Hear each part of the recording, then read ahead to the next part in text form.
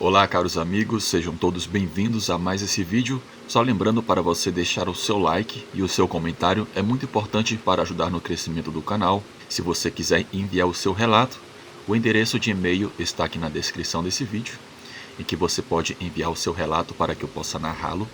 Se você quiser ajudar o canal com qualquer valor, fazendo uma doação, a chave do Pix está aqui na descrição desse vídeo. Lembrando que você pode doar só se você quiser e o valor que você quiser. O meu nome é Carlos Mendonça. Eu trabalho como técnico em telecomunicações há 15 anos e o que vou contar aconteceu em março do ano retrasado nas serras de Santa Catarina.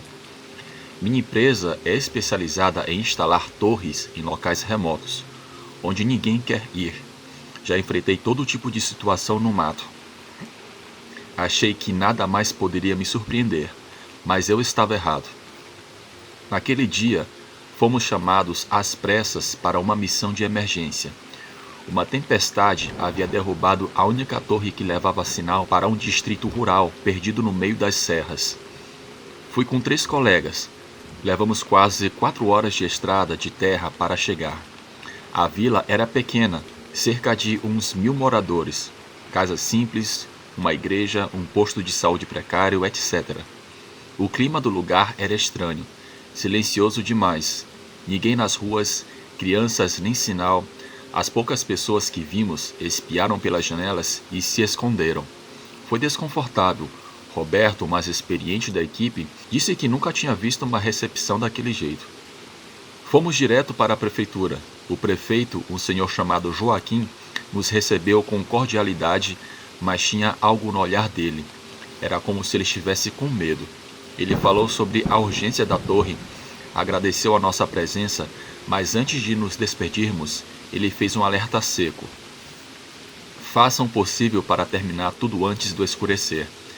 Aqui, depois das 6 horas, ninguém fica fora de casa. Eu perguntei o motivo. Ele desviou o olhar e disse: só por uma questão de segurança. Tem umas coisas estranhas que acontecem naquele matagal. A gente achou que era superstição. Ainda assim decidimos não enrolar. Começamos cedo no dia e trabalhamos sem parar.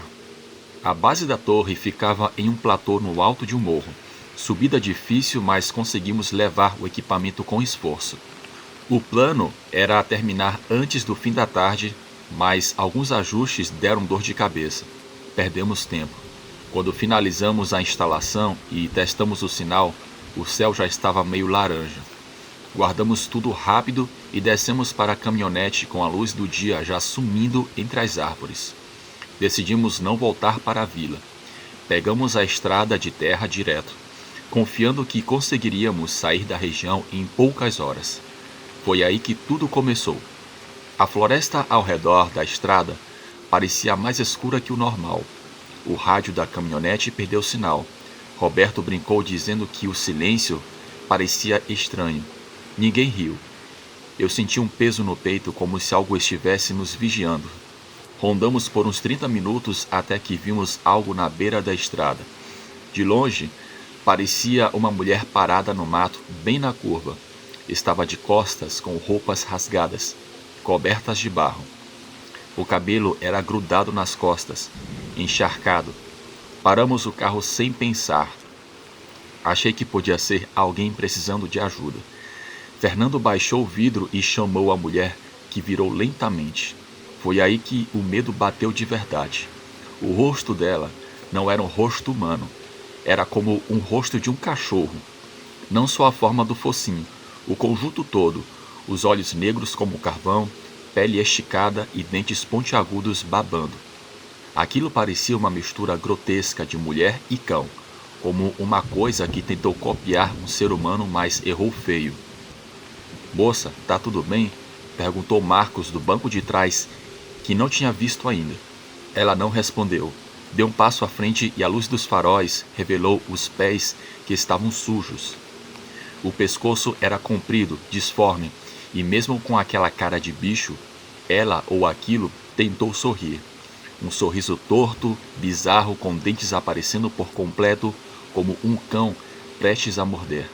Roberto gritou: acelera, Carlos! Eu pisei fundo, passamos por ela e aí vi no retrovisor por alguns segundos, mas no instante seguinte ela já não estava mais lá. Ninguém falou nada por alguns minutos. A tensão dentro do carro era sufocante, até que, para piorar, bem naquela hora, o motor começou a falhar. A caminhonete começou a tossir, digamos assim, e apagou. Tentamos ligar de novo, mas nada. Estávamos isolados no meio da mata sem sinal, com a noite fechada. Foi quando vimos de novo que ela estava lá, a mulher da estrada, ou o bicho, sei lá. Agora com mais 3, umas 4 figuras surgindo das árvores. Eles não falavam, só encaravam a gente. Se aproximavam devagar. Eu bati na buzina e gritei, mas não se mexeram. Foi quando Roberto teve a ideia de sair e checar o motor. Pegou uma lanterna e desceu. Eu tentei impedir, mas ele já estava do lado de fora. O motor misteriosamente pegou de primeira. Roberto entrou no carro correndo. Dirigi feito louco até ver as luzes da cidade no horizonte. Chegamos ao posto policial mais próximo e relatamos tudo.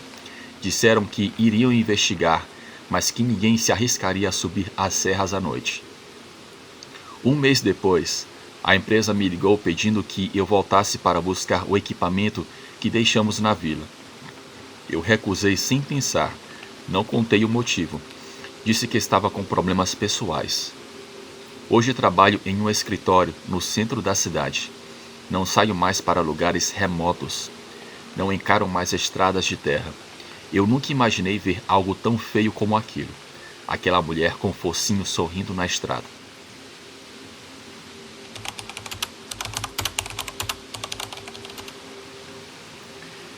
Meu nome é Carolina, eu tenho 28 anos e moro em Tianguá, uma pequena cidade no interior do Ceará.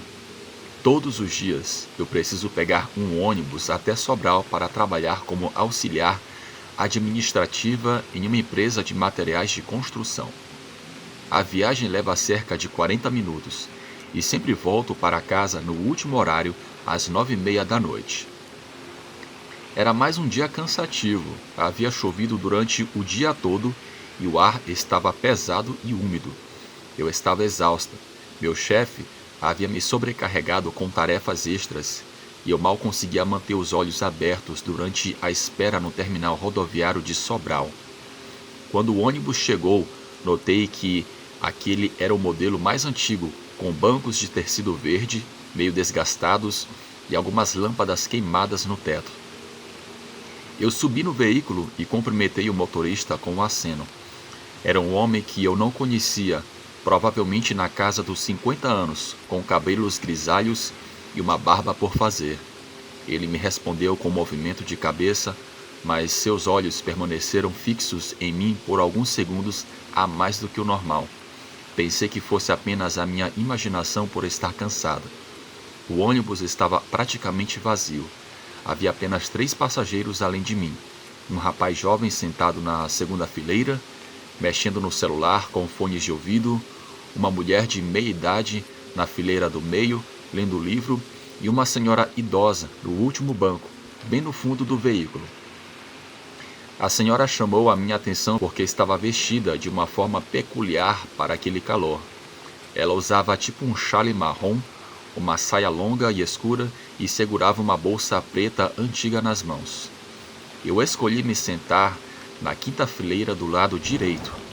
Coloquei a minha bolsa no colo e encostei a cabeça na janela, observando as luzes da cidade passarem enquanto o ônibus ganhava velocidade na rodovia. O barulho do motor e o balanço do veículo começaram a me dar sono, mas algo me incomodava. Eu sentia que alguém estava me observando. Eu levantei os olhos e vi o motorista olhando para mim através do espelho retrovisor. Nossos olhares se cruzaram por um instante e ele rapidamente desviou a atenção para a estrada.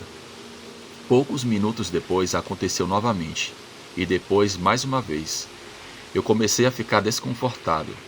Olhei ao redor e percebi que o rapaz da segunda fileira havia descido em alguma parada que eu não havia notado. A mulher do meio também já não estava mais lá. Restavam apenas eu e a senhora idosa no fundo. O ônibus agora estava na estrada mais escura, entre as cidades, e o motorista continuava me observando pelo espelho com uma frequência que me deixava nervosa. Eu decidi me levantar e ir até o fundo do ônibus, onde estava a senhora. Pensei que seria mais seguro ficar próximo de uma outra mulher, mesmo que fosse uma desconhecida. Eu caminhei pelo corredor segurando nos encostos dos bancos por causa do balanço do veículo. Quando cheguei ao final do ônibus, olhei para o último banco e meu coração disparou. Não havia mais ninguém ali. O banco estava completamente vazio. Olhei para os lados, para o pequeno banheiro no fundo do ônibus, mas a porta estava aberta e ele estava vazio também. A senhora havia simplesmente desaparecido. Eu tinha certeza absoluta de que ela estava ali quando eu entrei no veículo. E não havia visto ninguém descer durante a viagem. Fiquei parada ali por alguns segundos tentando processar o que estava acontecendo. Meu primeiro pensamento foi que talvez ela tivesse descido em alguma parada que eu não tivesse percebido, mas isso não fazia sentido. Eu estava acordada durante toda a viagem e o ônibus não havia feito nenhuma parada desde que saímos de Sobral. Comecei a caminhar rapidamente de volta para a frente do ônibus. Eu estava com o coração batendo forte. Eu precisava falar com o motorista. Quando cheguei próximo a ele, eu perguntei para ele: "Com licença, onde desceu a senhora que estava no último banco?" O motorista olhou para mim pelo espelho retrovisor e então reduziu a velocidade do ônibus. Ele parou no acostamento da rodovia, acionou o pisca-alerta e se virou para mim, olhando diretamente. Sua expressão era séria, mas não ameaçadora. "Que senhora?" ele perguntou. "A senhora idosa que estava sentada no último banco quando eu entrei no ônibus. Ela usava tipo uma roupa marrom e uma saia escura. Onde ela desceu?" O motorista ficou em silêncio me observando. Então ele disse com a mão passando pelo rosto: "Menina, eu faço essa linha há 15 anos. Conheço todos os passageiros regulares e sei exatamente quem sobe e quem desce do meu ônibus. Hoje à noite, desde que saímos de Sobral, você é a única passageira mulher que está aqui dentro, além daquela mulher que estava lendo o livro." Eu senti um arrepio na espinha. Isso não é possível. Eu vi ela claramente. Ela estava sentada bem ali, no último banco. O motorista me olhou com uma expressão que misturava compreensão e resignação. "Olha, eu não costumo falar sobre isso porque as pessoas pensam que eu sou maluco, mas você não é a primeira pessoa que vê essa mulher. Já aconteceu antes algumas vezes." "O que você quer dizer?" eu perguntei. "Há uns 3 anos atrás, um passageiro me procurou exatamente como você está fazendo agora. Ele descreveu a mesma mulher idosa, as mesmas roupas, no mesmo lugar no ônibus. Depois disso, aconteceu mais algumas vezes, sempre a mesma descrição e sempre no último banco." Eu me sentei zonza e me segurei no encosto do banco ao lado do motorista. "Eu não sei o que ela é, sei apenas que algumas pessoas a veem e outras não. E que ela nunca causa problemas para ninguém, apenas aparece." Ficamos em silêncio por alguns minutos. O motorista voltou a dirigir e eu permaneci na frente do ônibus próximo a ele. Eu não conseguia processar completamente o que havia acontecido, mas uma coisa eu sabia com certeza: eu não queria mais olhar para trás. Durante o restante da viagem, conversamos pouco. O motorista me contou que seu nome era Márcio e que ele mesmo nunca havia visto a mulher, apenas ouvido os relatos de outros passageiros.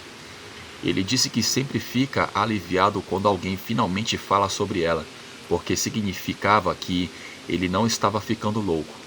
Quando chegamos em Tianguá, eu desci do ônibus ainda tremendo. O Márcio me olhou pela janela do motorista e disse: "Fique tranquila, ela não faz mal para ninguém." Eu apenas acenei e caminhei para casa, olhando para trás às vezes para ter certeza de que não estava sendo seguido. Nos dias seguintes, eu não consegui parar de pensar no que havia acontecido. Pesquisei sobre aparições em transportes públicos. Eu li sobre fenômenos inexplicáveis, paranormais, mas nada me dava uma explicação satisfatória. Foi aí que eu conheci o seu canal. O que mais me incomodava era a certeza absoluta de que eu havia visto aquela senhora, Não era uma ilusão ou um sonho. Ela estava lá, real como qualquer pessoa. Eu continuei pegando o ônibus normalmente para trabalhar, mas agora sempre escolhia os bancos na parte da frente do veículo. Quando Márcio estava dirigindo, nós nos cumprimentávamos com um aceno, e havia um entendimento silencioso. Um mês depois, eu encontrei Márcio no terminal rodoviário durante o seu intervalo. Ele estava tomando um café e me chamou para conversar. Aconteceu de novo na semana passada, ele me disse. Uma jovem mulher, mais ou menos da sua idade, ela veio até mim perguntando sobre a senhora idosa que havia desaparecido no último banco. E o que você disse a ela? A mesma coisa que eu disse para você, que ela não é a primeira pessoa e provavelmente não será a última. Bem, hoje em dia, eu ainda pego o mesmo ônibus todos os dias. Eu sempre me sento na frente, eu sempre cumprimento o Márcio quando ele está dirigindo. Eu nunca mais vi a mulher do último banco, mas sei que ela pode estar lá ainda, aparecendo para algumas pessoas e desaparecendo para outras. Bem, esse é o meu relato e muito obrigado por narrar aqui no seu canal.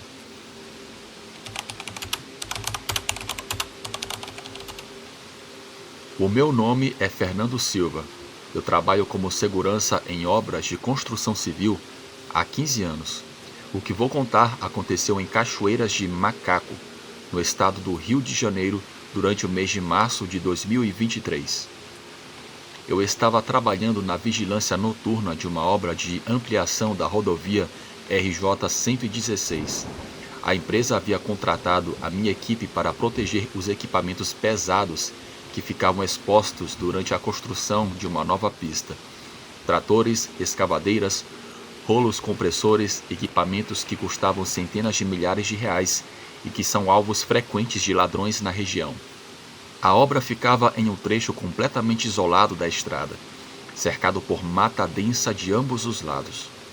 Durante o dia, o movimento era intenso com caminhões, operários e engenheiros, mas à noite, o local se transformava em um deserto silencioso, iluminado apenas pelos postes de luz que a construtora havia instalado para facilitar o nosso trabalho. Meu parceiro de turno era um rapaz chamado Marcelo Santos, de 20 e poucos anos. Marcelo era conhecido por ser extremamente cauteloso e sempre ficava tenso durante as rondas noturnas. Ele tinha um jeito nervoso de falar e constantemente olhava por cima dos ombros, como se esperasse que alguém surgisse das sombras a qualquer momento. Nós trabalhávamos em um esquema de 12 horas, das 7 da noite até as 7 da manhã. A nossa rotina consistia em fazer rondas pelos equipamentos a cada 2 horas, verificar se todas as travas de segurança estavam no devido lugar e manter contato via rádio com a central de monitoramento da empresa. As primeiras semanas transcorreram sem qualquer incidente. O maior problema que enfrentávamos eram os mosquitos que infestavam a região durante a madrugada. Usávamos repelente industrial, mas mesmo assim ainda saíamos do trabalho coberto de picadas e com as roupas grudadas do corpo pelo suor. A obra estava programada para durar 2 meses. Faltavam exatamente 3 dias para a nossa última noite de trabalho quando os eventos que vou narrar aconteceram. Eu me lembro que era uma quinta-feira por volta das 2 horas da manhã. O clima estava particularmente abafado naquela noite, com uma neblina fina que dificultava a visibilidade além dos 50 metros. Marcelo e eu estávamos na nossa guarita improvisada, uma cabine de madeira que a construtora havia montado próximo ao canteiro principal. Eu estava preenchendo o relatório da ronda das 2 horas da manhã quando Marcelo, que olhava pela janela, de repente ficou rígido na cadeira. Fernando, tem alguma coisa lá fora, ele sussurrou, apontando em direção aos equipamentos. Eu levantei imediatamente e peguei a lanterna. Através da janela eu consegui ver uma silhueta humana caminhando entre as máquinas. A pessoa parecia estar examinando os equipamentos claramente com intenções suspeitas. Vamos verificar, eu disse. Peguei o rádio e a lanterna mais potente. Saímos da guarita e caminhamos em direção ao local onde havíamos visto a figura. Marcelo seguia logo atrás de mim, respirando de forma acelerada. Quando chegamos próximo ao primeiro trator, a pessoa que estávamos seguindo começou a correr em direção à mata. "Para aí, vagabundo!" eu gritei, acendendo a lanterna na direção da figura em fuga. O homem correu diretamente para dentro da vegetação densa que margeava a obra. Eu consegui vê-lo claramente, por alguns segundos antes dele desaparecer entre as árvores. Era um homem de estatura mediana, vestindo uma camisa clara e calças escuras. Marcelo e eu paramos na borda da mata. Não tínhamos autorização para abandonar nossos postos e entrar na floresta atrás de possíveis ladrões. A nossa função era proteger os equipamentos, não perseguir suspeitos em terreno desconhecido. "Vamos voltar e reportar um incidente", eu disse, ainda direcionando a luz da lanterna para dentro da mata. Foi nesse momento que ouvimos os gritos. Eram gritos humanos, vindos de dentro da floresta, exatamente na direção para onde o homem havia corrido. Não eram gritos de dor ou de medo. Eram gritos de pânico absoluto, como se a pessoa estivesse sendo atacada por alguma coisa. Os gritos duraram aproximadamente 15 segundos e depois cessaram abruptamente, e um silêncio completo tomou conta do local. Marcelo agarrou meu braço e disse: "A gente precisa chamar a polícia." Eu estava prestes a concordar quando algo se moveu entre os equipamentos atrás de nós. Viramos ao mesmo tempo e direcionamos as lanternas para o local. O que vimos me deixou completamente paralisado. Havia uma criatura agachada ao lado da escavadeira maior. Tinha o formato geral de um ser humano, mas suas proporções eram completamente estranhas. Os braços eram meio tortos, parecia que ele estava apoiado nos cotovelos. As pernas eram dobradas de um jeito muito estranho, e ele tinha a traseira empinada, e a cabeça estava inclinada de uma forma que não era natural. A criatura estava vestindo exatamente as mesmas roupas que o homem que havia corrido para a mata minutos antes. A camisa clara e a calça escura. Quando nossa luz atingiu a criatura, ela levantou a cabeça e olhou diretamente para nós. Os olhos eram de um cachorro grande, como olhos de um animal noturno captado pela luz de um farol. A boca estava aberta, mostrando dentes pontiagudos, que deviam ter crescido além do normal. A criatura emitiu um som, como um rosnado gutural, e começou a se mover na nossa direção. Não caminhava, movia-se de uma forma muito estranha. Uma parte rastejava e a outra saltava, mantendo sempre aquela postura agachada e não natural. "Corre!" eu gritei para o Marcelo. Corremos de volta para a guarita o mais rápido que conseguimos. Trancamos a porta e pegamos o rádio para chamar ajuda. Marcelo estava tremendo tanto que mal conseguia falar. Tentei entrar em contato com a central de monitoramento, mas o rádio não funcionava. Peguei meu celular e vi que não havia sinal.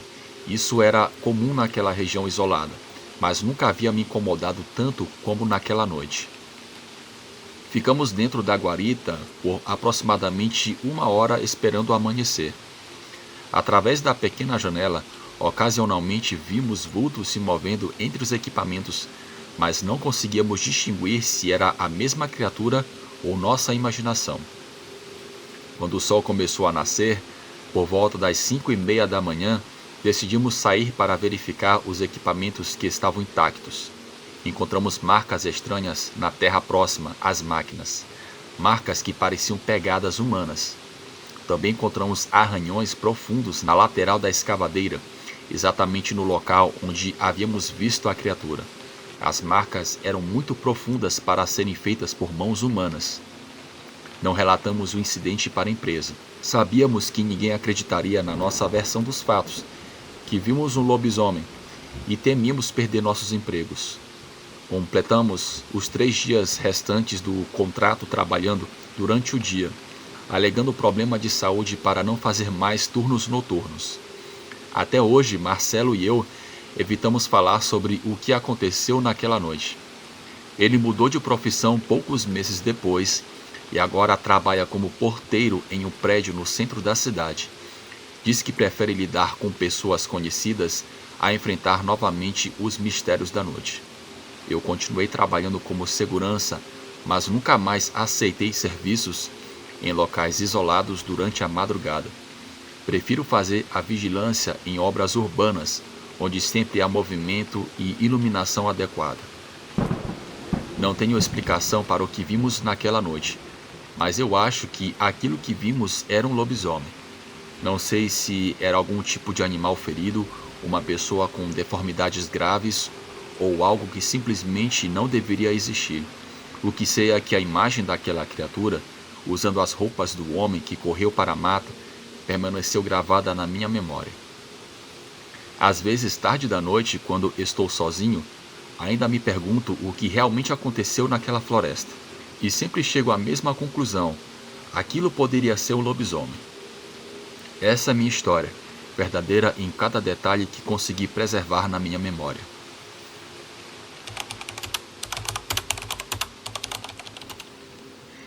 O meu nome é Carolina e o que vou contar para vocês é algo que aconteceu comigo há 2 anos aqui em Porto Alegre. O meu nome é fictício. É uma história que ainda me faz acordar no meio da noite com muito medo, mas é o que eu preciso contar para vocês. Talvez a minha experiência possa ajudar outras pessoas a reconhecerem os sinais que eu demorei tanto para perceber. Tudo começou em março de 2021. Eu trabalhava como enfermeira no hospital de clínicas e tinha uma rotina bem estabelecida. Eu acordava às 5 horas da manhã, tomava meu café e seguia para o hospital. Era uma vida simples, mas eu estava satisfeito. Morava sozinha em um apartamento pequeno no bairro da Cidade Baixa, perto do centro da cidade. Foi numa quinta-feira que eu conheci ele. Eu estava na fila do banco, esperando para resolver alguns assuntos, quando um homem à minha frente derrubou a sua carteira. Sem pensar 2 vezes, eu me abaixei para pegar e entreguei para ele. Esse homem era o Roberto. Ele tinha uns 40 anos, cabelos castanhos bem cuidados, vestia uma camisa azul social e parecia ser uma pessoa educada. Roberto me agradeceu com um sorriso caloroso e disse que queria me compensar pelo gesto. Perguntou se eu não gostaria de tomar um café com ele. Normalmente eu recusaria esse tipo de convite, mas havia algo nele que me transmitia confiança. Talvez fosse o jeito dele respeitoso como falava, ou a forma como mantinha uma distância adequada enquanto conversávamos. Fomos até uma cafeteria ali perto, na Rua da Praia. Roberto se mostrou um excelente ouvinte, perguntou sobre meu trabalho, meus hobbies e falou também sobre sua vida. Disse que trabalhava como contador em um escritório no centro e que havia se mudado para Porto Alegre há pouco tempo, vindo de Santa Maria. A conversa fluiu naturalmente por quase 2 horas. Durante as semanas seguintes, Roberto começou a me procurar com mais frequência. Mandava mensagens de bom dia e boa noite. Perguntava como eu havia passado o plantão no hospital e, ocasionalmente, sugeria que nos encontrássemos. Eu aceitava esses encontros porque ele sempre se comportava como um cavalheiro. Nunca tentou me beijar forçadamente ou fez qualquer movimento inadequado. Mas foi no nosso 5º encontro que algo estranho aconteceu. Estávamos caminhando pela Redenção quando Roberto parou de repente e apontou para o meu colar. Era uma pequena corrente de prata com um pingente em formato de coração que minha avó havia me dado. Que colar bonito, ele disse tocando, delicadamente.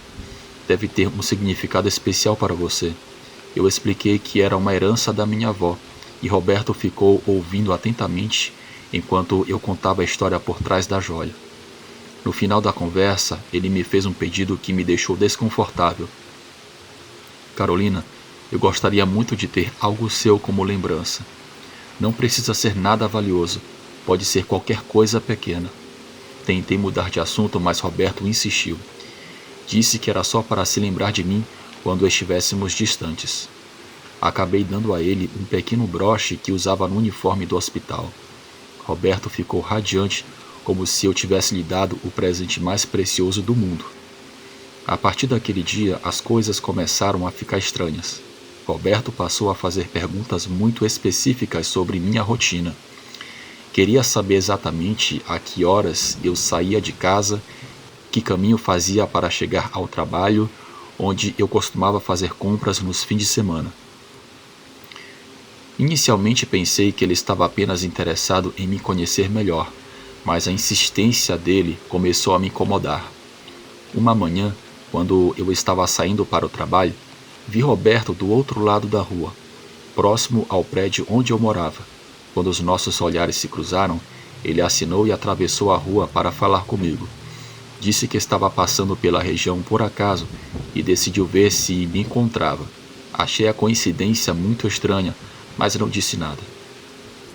Alguns dias depois, estava fazendo compras no supermercado quando senti que alguém me observava. Eu me virei e lá estava Roberto, 3 corredores atrás de mim. Novamente ele se aproximou dizendo que era coincidência. Eu comecei a ficar realmente desconfortável. As mensagens dele também mudaram de tom. Antes eram educadas e respeitosas, mas agora continham detalhes sobre coisas que eu não havia contado para ele. Roberto mencionava roupas que eu havia usado, lugares onde eu havia estado, pessoas com quem havia conversado. Era como se ele estivesse me vigiando. A situação piorou quando ele começou a aparecer no hospital onde eu trabalhava. Dizia que estava visitando um parente internado, mas eu nunca consegui confirmar essa informação.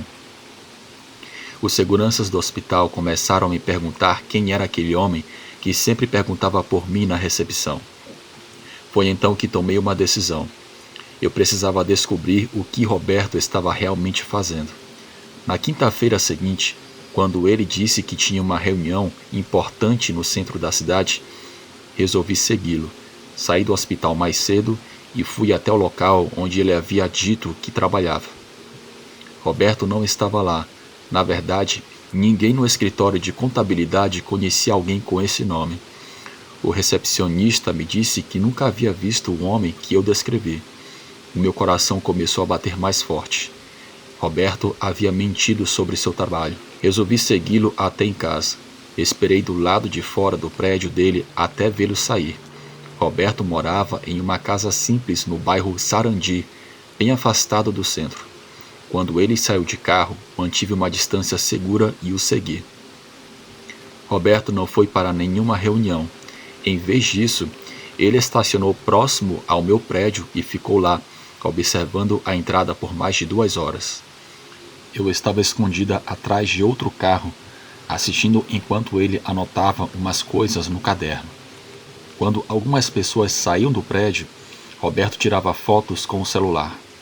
Naquele momento percebi que estava em perigo real. Roberto não era apenas um admirador interessado. Ele estava me perseguindo de alguma forma sistemática. Decidi que precisava de mais evidências para procurar a polícia. No dia seguinte voltei até a casa dele durante o horário que sabia que ele não estaria lá. A casa tinha um jardim nos fundos cercado por uma cerca baixa. Eu consegui pular a cerca e me aproximar da janela. A maioria das janelas estavam com cortinas fechadas, mas uma das janelas, pequena nos fundos, estava entreaberta. O que vi através daquela janela me deixou completamente apavorada. A sala estava coberta de fotos minhas, que haviam sido tiradas sem meu consentimento. Havia imagens de mim saindo de casa, entrando no hospital, fazendo compras, conversando com colegas. Algumas fotos eram de muito perto, como se Roberto estivesse usando uma lente telefoto. Mas não param por aí. Não eram só fotos. Havia também objetos pessoais dispostos em uma mesa. Reconheci o broche que eu havia dado a ele, mas havia outras coisas que não sabia de onde vinham. Brincos, colares, lenços, até mesmo mechas de cabelo de cores diferentes, organizadas em pequenos sacos plásticos. Foi quando vi algo que me fez suar frio.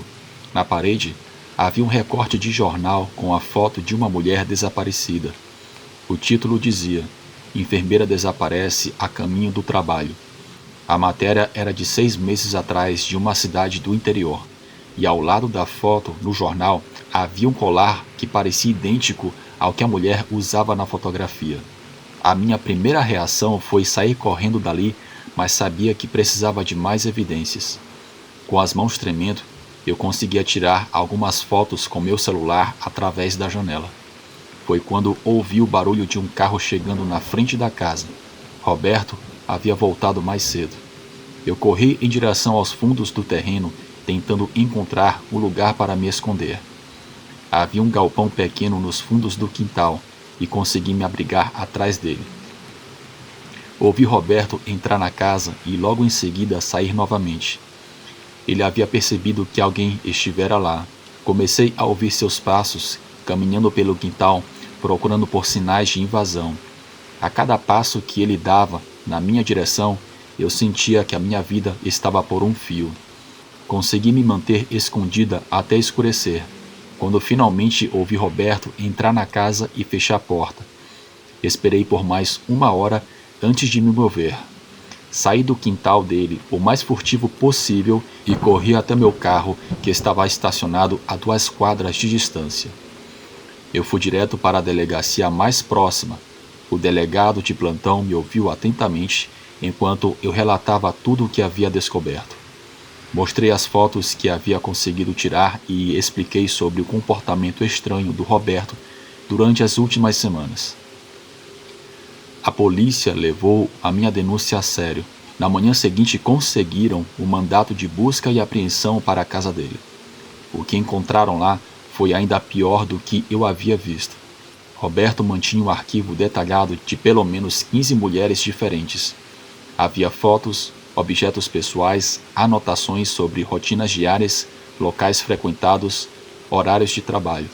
Entre os objetos apreendidos, encontraram evidências que ligavam Roberto ao desaparecimento de 3 mulheres em cidades diferentes.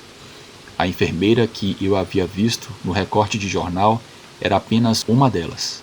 Roberto havia se mudado de cidade várias vezes nos últimos anos, sempre deixando rastro de mulheres desaparecidas. Roberto foi preso e confessou seus crimes durante o interrogatório.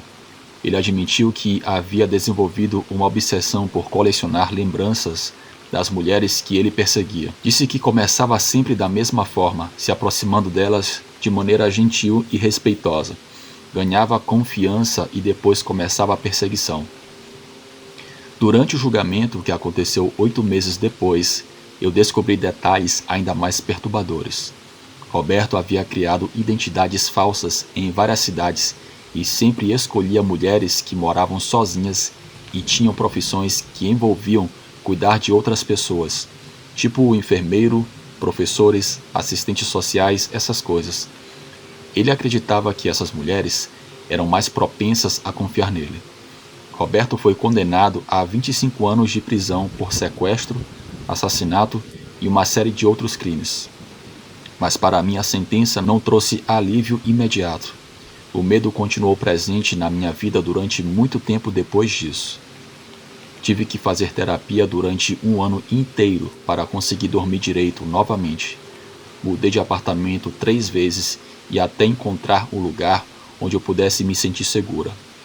Ainda hoje, 2 anos depois, eu verifico várias vezes se a porta está trancada antes de dormir.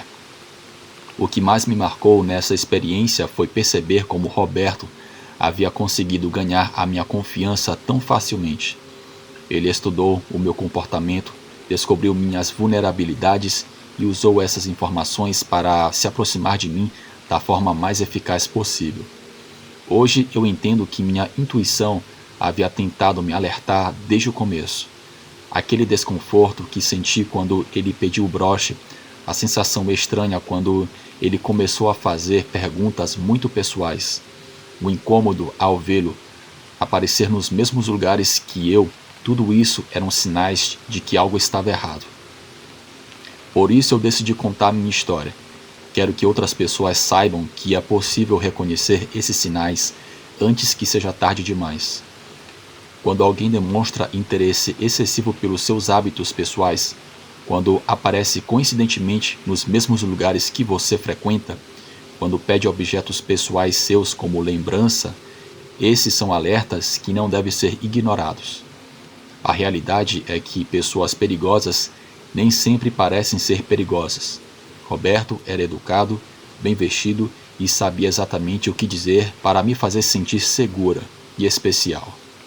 Mas por trás dessa fachada, ele escondia intenções que poderiam ter custado a minha vida.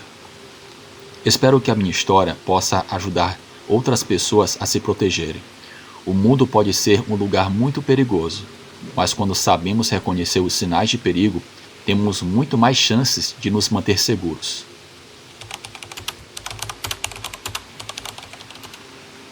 O meu nome é Helena Marques. Hoje decidi contar pela primeira vez o que aconteceu comigo quando eu era criança, lá nas montanhas da Sierra Nevada, no norte da Califórnia. Por décadas, guardei esse segredo, mas agora sinto que preciso compartilhá-lo. Cresci em uma pequena propriedade rural isolada, a cerca de 3 horas de carro da cidade mais próxima. Meus pais, José e Carmen Marques, tinham comprado aquela terra barata justamente por causa do isolamento. Meu pai trabalhava como carpinteiro freelancer e a minha mãe cuidava de uma pequena horta e de algumas cabras.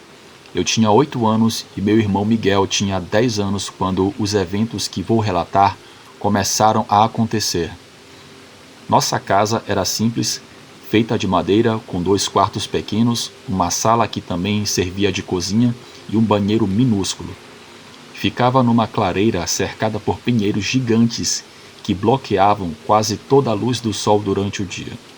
O silêncio lá em cima era algo que impressionava qualquer visitante. Um silêncio profundo, quebrado apenas pelo vento nas árvores e pelos sons dos nossos animais. Desde muito pequena, eu e Miguel aprendemos regras muito específicas sobre nossa rotina. Nunca podíamos sair de casa depois das 6 da tarde, mesmo no verão, quando havia luz. Jamais podíamos nos afastar da clareira onde ficava nossa casa, especialmente sozinhos. Se precisássemos ir até a fonte d'água, que ficava a uns 200 metros da floresta adentro, sempre íamos acompanhados dos nossos pais. E havia uma regra absoluta: nunca, em hipótese alguma, devíamos fazer barulho desnecessário durante a noite. Conversas baixas, nada de correr pela casa e nada de música alta. Na época, eu achava essas regras exageradas e irritantes. Todas as outras crianças que eu conhecia na escola, que ficava na cidade onde íamos apenas 2 vezes por semana, tinham muita liberdade, muito mais liberdade. Elas podiam brincar na rua até tarde, fazer piqueniques, acampar no quintal. Quando eu reclamava com a minha mãe, ela sempre dizia a mesma coisa: Helena, você não entende ainda. Essas regras existem para nos proteger. Quando você crescer, vai compreender. O meu pai ainda era mais direto. Não questione, apenas obedeça. O isolamento da nossa propriedade significava que recebíamos visitas muito raras. Talvez 1 ou 2 vezes por ano aparecia algum parente distante ou algum cliente do meu pai. Por isso foi uma surpresa enorme quando, num sábado de julho, meu tio Carlos apareceu sem avisar. O tio Carlos era o irmão mais novo do meu pai. Solteiro, trabalhava em uma empresa de petróleo em Los Angeles e tinha a fama de ser o mais aventureiro da família. Ele chegou dirigindo uma caminhonete nova, trazendo equipamentos de camping caros e uma energia contagiante que transformou completamente o clima da nossa casa. Pela primeira vez em meses, eu vi meu pai e a minha mãe relaxarem verdadeiramente. Tio Carlos tinha esse jeito de fazer todo mundo rir, contava eguagens, histórias, causos. Na primeira noite da visita, depois do jantar, tio Carlos propôs algo que me deixou eufórica.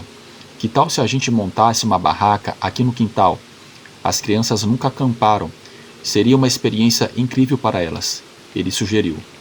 Eu e Miguel ficamos radiantes. Finalmente íamos ter uma aventura de verdade, bem na nossa própria casa. A minha mãe e meu pai se entreolharam de um jeito estranho. Houve um silêncio longo antes do meu pai responder.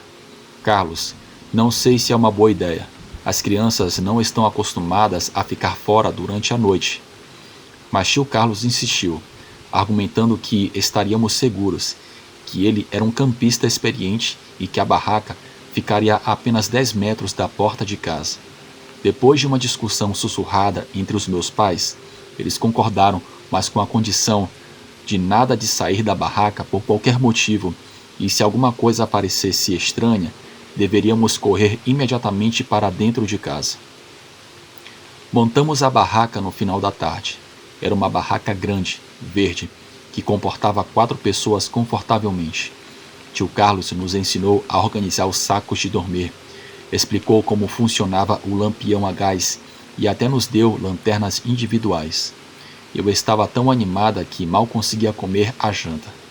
Mamãe preparou sanduíches extras para levarmos para a barraca e encheu uma garrafa térmica com chocolate quente. Quando escureceu completamente, por volta das 8h30 da noite, nos instalamos na barraca. Tio Carlos começou a contar histórias de quando eram jovens, aventuras que ele tinha vivido com o meu pai. Miguel fazia perguntas sem parar, e eu ficava imaginando como seria incrível viajar pelo mundo como ele. O som da nossa conversa e das nossas risadas criava uma bolha de conforto ali dentro da barraca. Devia ser umas 10 horas da noite quando o tio Carlos sugeriu que apagássemos o lampião e tentássemos dormir. Vocês vão ver que dormir em uma barraca é diferente de dormir em casa, ele disse. A gente fica mais conectado com a natureza. Ouvimos todos os sons da floresta. Ele apagou a luz e ficamos no escuro total. Eu nunca havia experimentado uma escuridão tão completa. Dentro de casa sempre havia alguma luz vazando de algum lugar, mas ali na barraca eu não conseguia ver nem a minha própria mão. Nos primeiros minutos, tentamos conversar baixinho, mas aos poucos o cansaço foi chegando. Miguel adormeceu primeiro. Eu ouvi a respiração dele pesada, e tio Carlos também parecia estar pegando no sono. Eu estava quase dormindo quando ouvi o primeiro som estranho. Era como se alguém estivesse caminhando devagar ao redor da nossa barraca. Passos pesados, deliberados, que faziam as folhas secas estalarem no chão. Meu primeiro pensamento foi que eram meus pais, talvez checando se estávamos bem. Mas algo sobre o ritmo daqueles passos me deixou inquieta. Eram passos muito lentos, como se quem estivesse caminhando estivesse sendo muito cuidadoso para não fazer barulho. Fiquei completamente imóvel, prestando atenção. Os passos pararam bem do lado da barraca onde eu estava deitado. Podia sentir que alguém ou algo ali estava a apenas alguns centímetros de distância, separado de mim apenas pelo tecido da barraca. Então eu ouvi um som que me gelou o sangue. Era como se alguém estivesse fungando, cheirando o ar, bem próximo da barraca.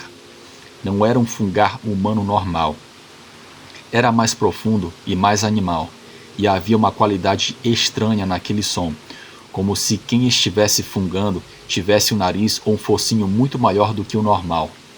Tentei acordar o tio Carlos, tocando no braço dele, mas ele estava dormindo profundamente. Miguel também não se mexeu quando tentei chamar seu nome. Eu estava sozinha, acordada, ouvindo aqueles sons aterrorizantes do lado de fora da barraca. O fungar continuou por alguns minutos que pareceram horas. Depois, ouvi os passos se afastando, mas de um jeito diferente. Não eram mais passos cuidadosos. Agora soavam mais pesados, como se quem estivesse caminhando tivesse ficado menos preocupado em fazer barulho. E havia algo sobre o ritmo que não parecia humano.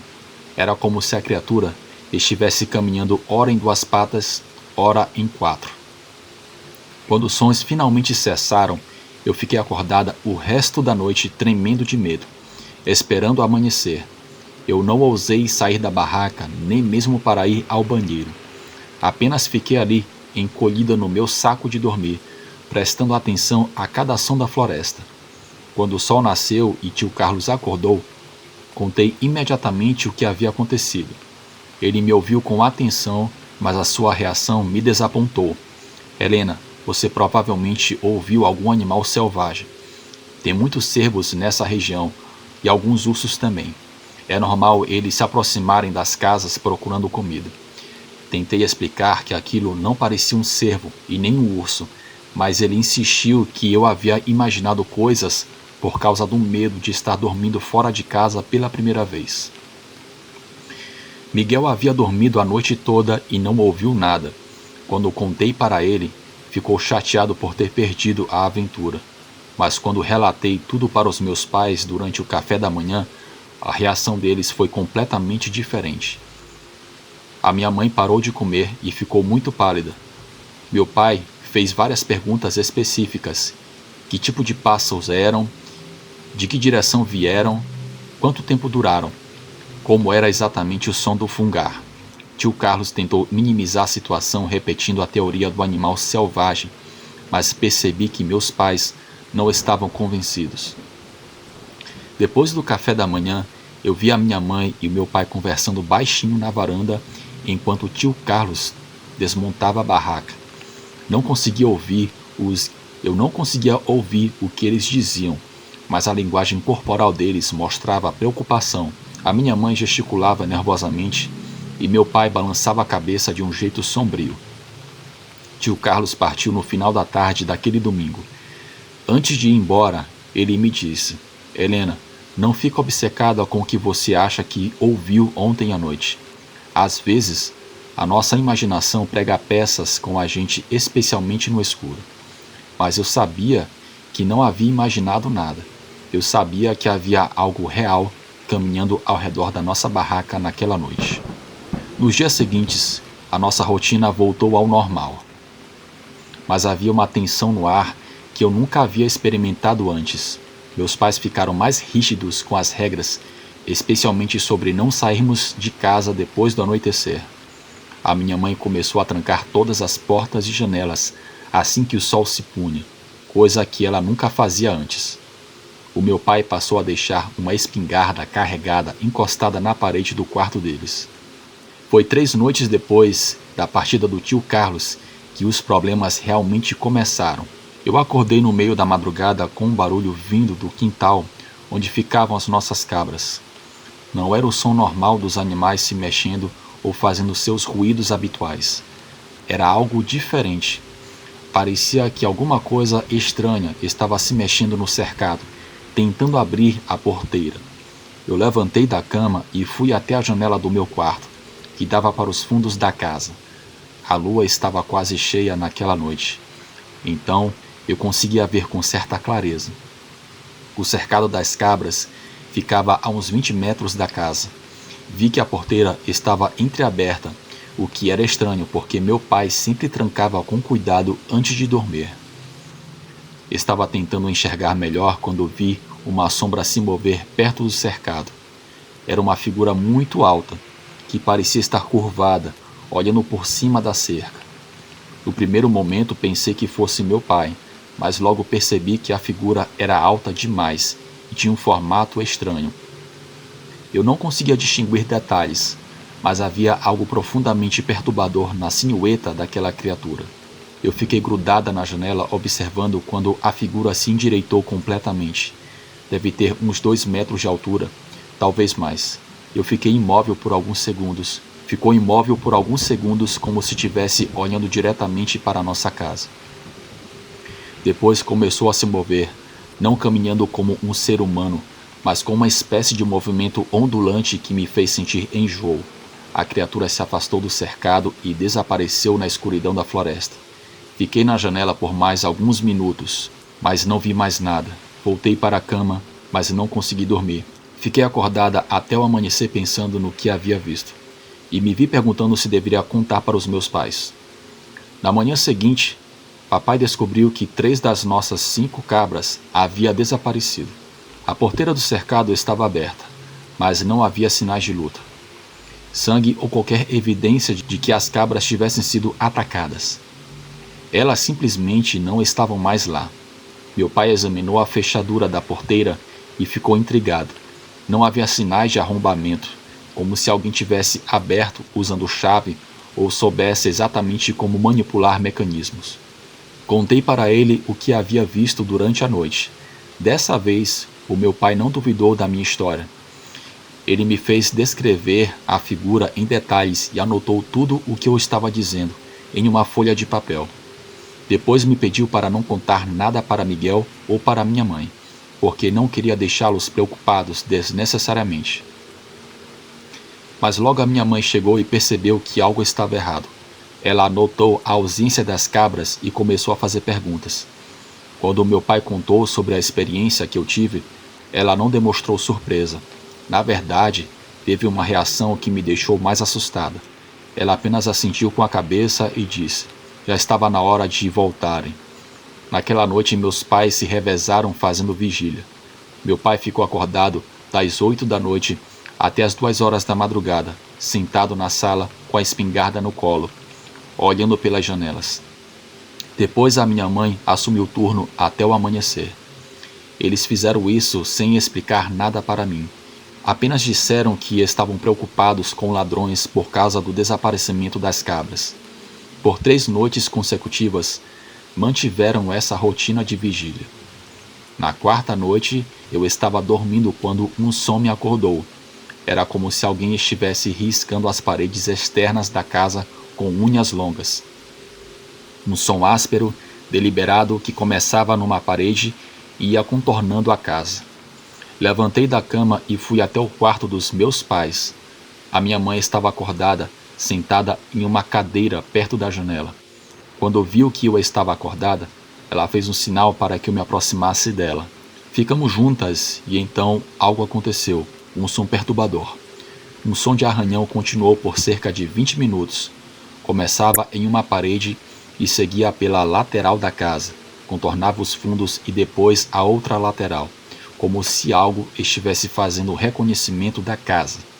Em alguns momentos, o som parava bem embaixo das janelas. Eu podia imaginar alguma criatura, e eu podia imaginar alguma criatura ali parada, observando, tentando encontrar uma forma de entrar. Quando os arranhões pararam, eu e minha mãe continuamos acordadas até o amanhecer. Ela não disse mais nada. Na manhã seguinte, meu pai examinou todas as paredes externas. Encontrou marcas profundas na madeira, como se algo com garras muito longas e afiadas tivesse de fato arranhado a nossa casa. Os dias seguintes foram tensos, mas gradualmente os sinais da presença das criaturas foram diminuindo. Não ouvimos mais arranhões na casa, não vimos mais figuras estranhas no quintal, e nossos poucos animais restantes pareceram voltar ao comportamento normal. Mas eu não conseguia esquecer, toda noite, antes de dormir, eu ficava na janela por alguns minutos observando a floresta, esperando ver algo se movendo entre as árvores. Comecei a ter pesadelos frequentes com as criaturas altas e peludas perseguindo nossa família. Aquelas foram as últimas evidências físicas que encontramos da presença das criaturas. Nas semanas seguintes, a nossa vida gradualmente voltou ao normal. As regras rígidas continuaram, mas a tensão no ar foi diminuindo. A minha mãe voltou a sorrir durante as refeições e meu pai relaxou das vigílias noturnas. E Miguel parou de fazer perguntas sobre monstros nas florestas. O que mais me intriga era a inteligência que as criaturas pareciam demonstrar. Elas sabiam como abrir portas sem arrombar, sabiam como contornar nossa casa de forma sistemática e pareciam entender as regras do nosso convívio. Não eram apenas animais selvagens, havia algo muito mais complexo acontecendo. Conforme os anos passaram, eu me tornei adolescente.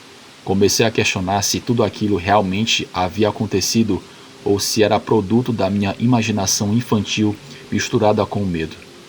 Hoje, aos 62 anos, eu posso afirmar com certeza que existem coisas nesse mundo que a ciência ainda não consegue explicar. Não sei se aquelas criaturas eram uma espécie desconhecida de primata, se eram sobreviventes de alguma espécie pré-histórica ou se eram pessoas que viravam aquilo por maldição. Há mistérios ao nosso redor, alguns belos, outros aterrorizantes, mas todos dignos de nosso respeito.